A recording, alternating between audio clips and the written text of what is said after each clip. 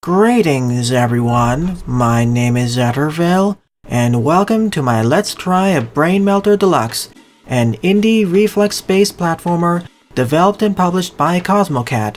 I'll be spending at least 15 to 20 minutes on this title, giving my first impressions along the way. And for full disclosure, I received a key from the developer through Keymailer in order to try out this title. Best to go through training first, as this game has a unique twist to it. That being, every time I jump, the stage rotates by 90 degrees. If I jump to the left, the stage will rotate to the left by 90 degrees. If I jump to the right, the stage will rotate to the right by 90 degrees.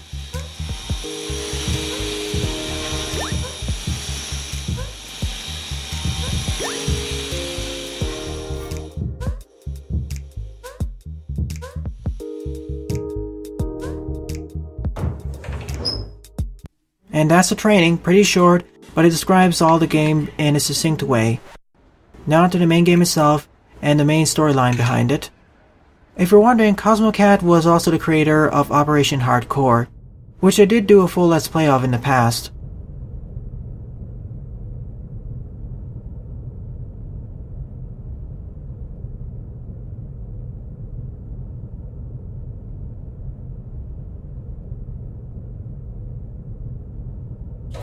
Of course, he presses the red button.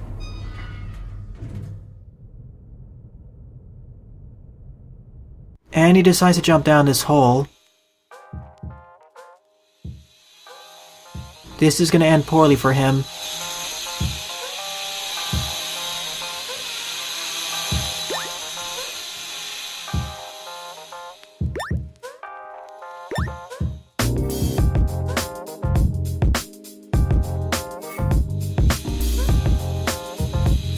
This added twist to the game is really going to mess me up during certain jumps.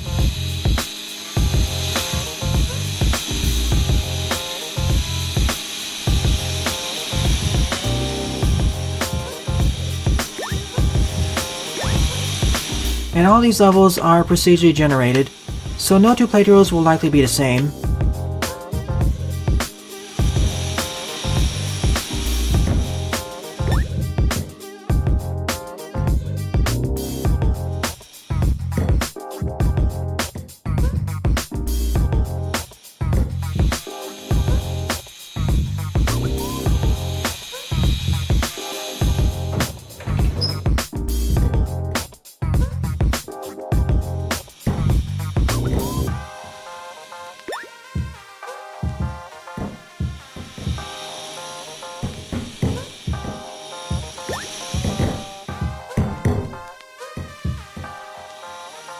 Alright, changing the gravity also affects those spike balls.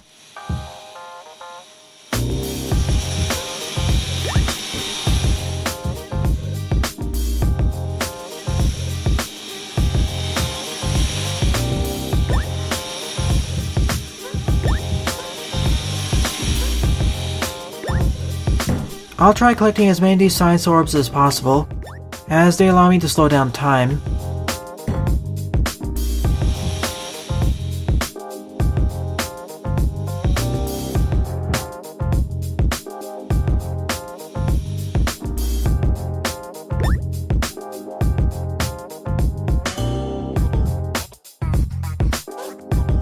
And everything is a one-hit kill in this game, so I need to be really careful.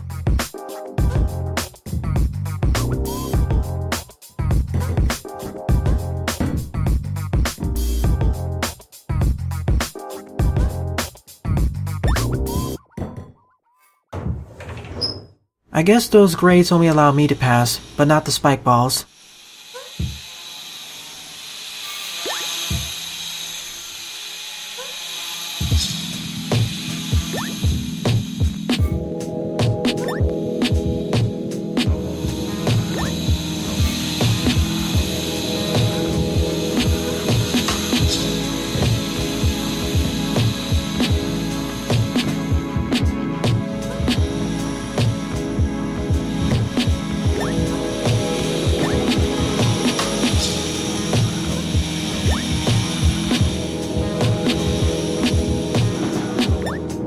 Oh my goodness, that was really close.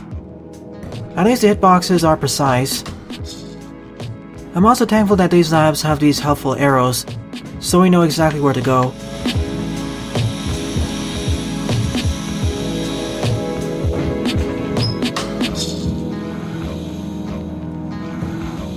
And there are even some extra rewards if you want to speedrun through the game.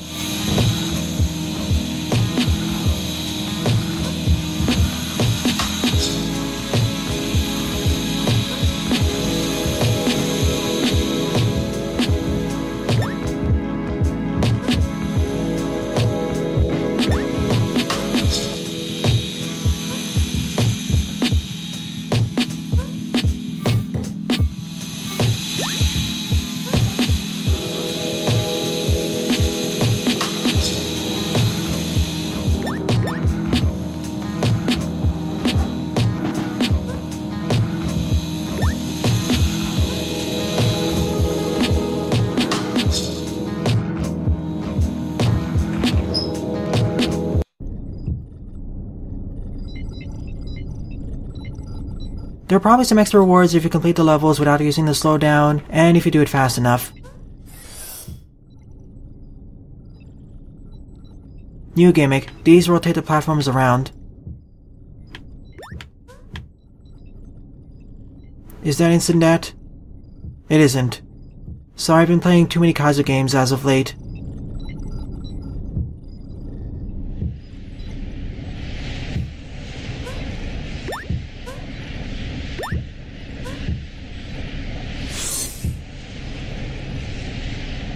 As this is introducing us to this new gimmick, there are no hazards whatsoever here.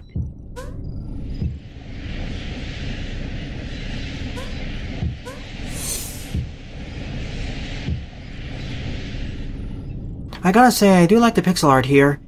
Maybe not the pixel art itself, but the atmosphere and lighting, as well as the relaxing tunes playing in the background.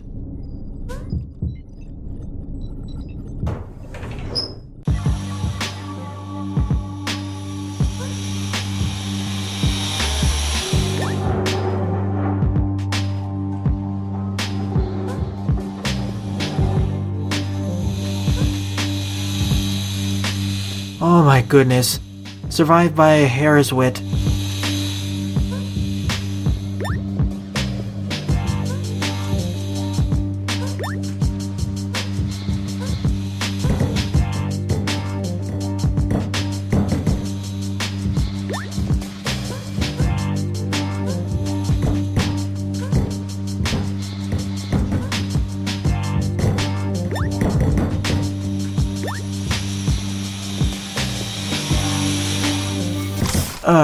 First dead. I should have waited there. And there was the exit. And I'm sent all the way back to 1A. So that's this game's cycle. Survive as long as you can, until you die, and restart from the very beginning. And gradually get better and better at the game so you can get back to where you last left off, even faster. I don't really see any scoring of this game, other than speed running through the levels, and my controller shakes every time I take a hit.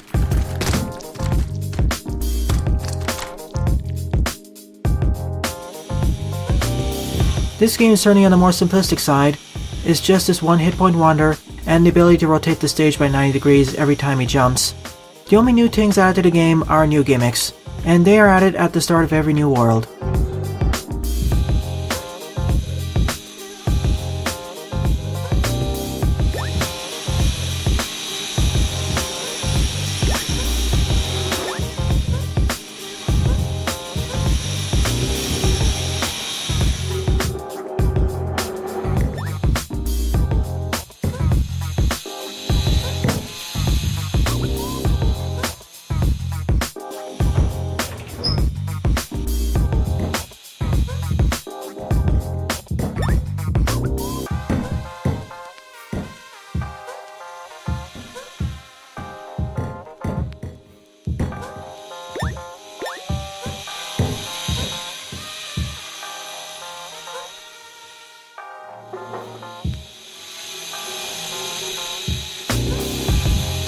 I gotta remember that I jump and rotate at the same time. I don't only rotate the stage by 90 degrees, I have some vertical movement here.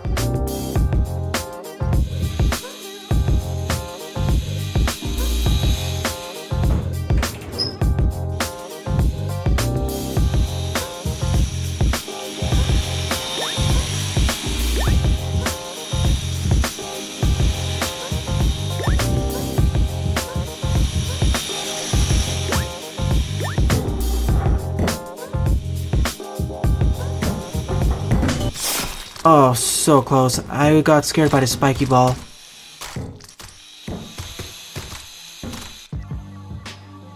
Well, by this point you probably understand this game's premise and mechanics.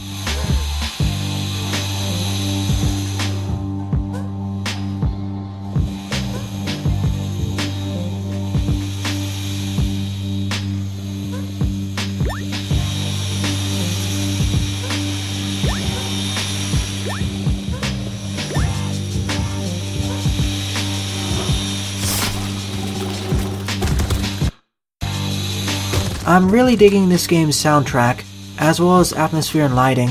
Those are some of the best parts of this game, as well as this tight gameplay loop.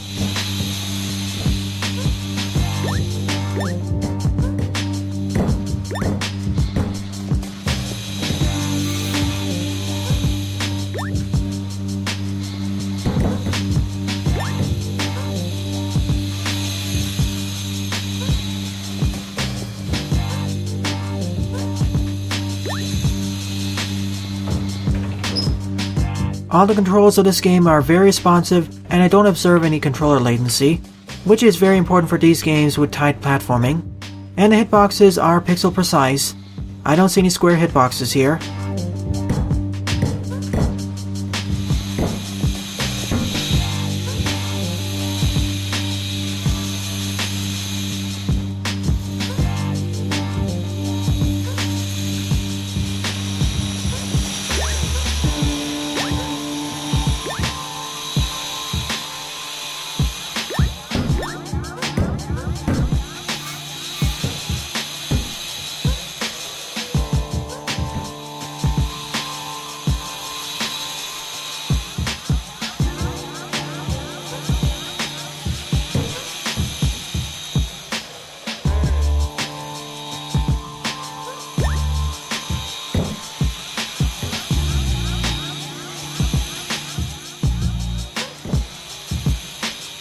I gotta get that spiky ball out of the way.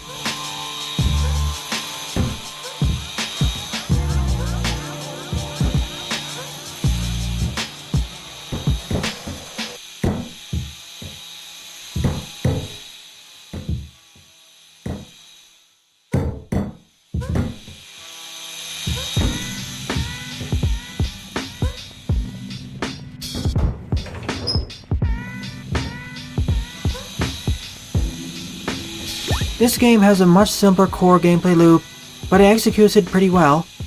The only rewards you can get are probably extra costumes, as well as these purple science orbs.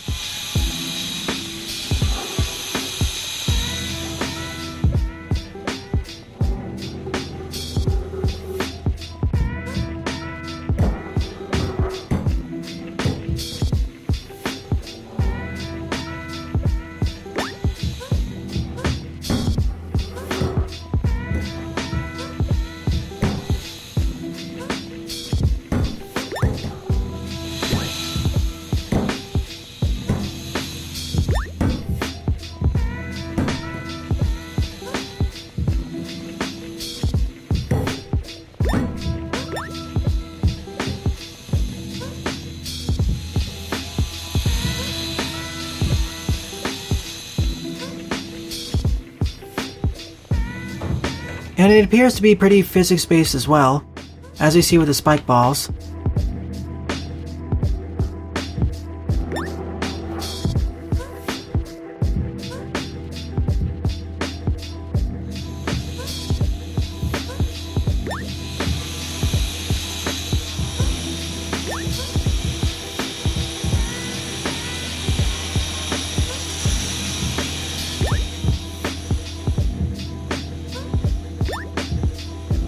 This kid should not have gone into this facility.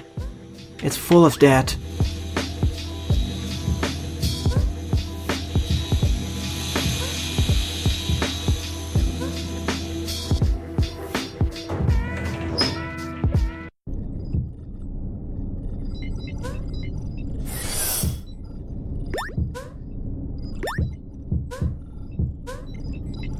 This game is a combination of these hectic pixel-perfect scenarios and the soft groovy music playing in the background.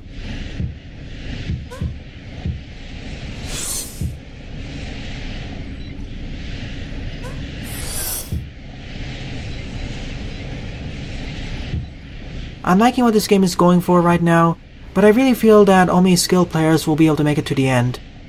As I didn't see any level selects, every time you die you're sent all the way back to level 1, or rather Test Lab 1-A.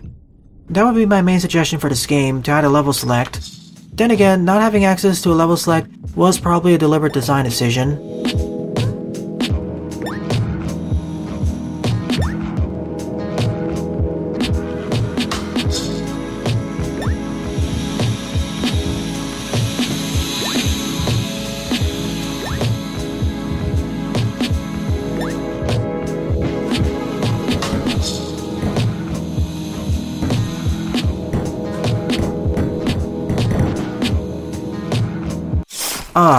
I thought it was on that top platform.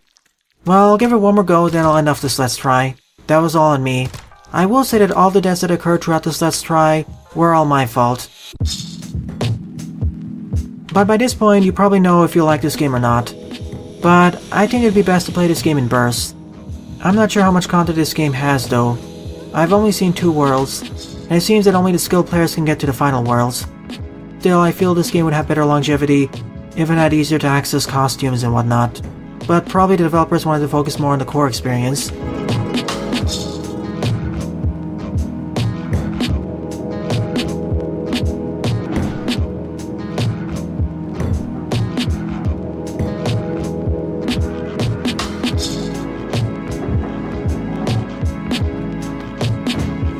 At last I made it past 2A.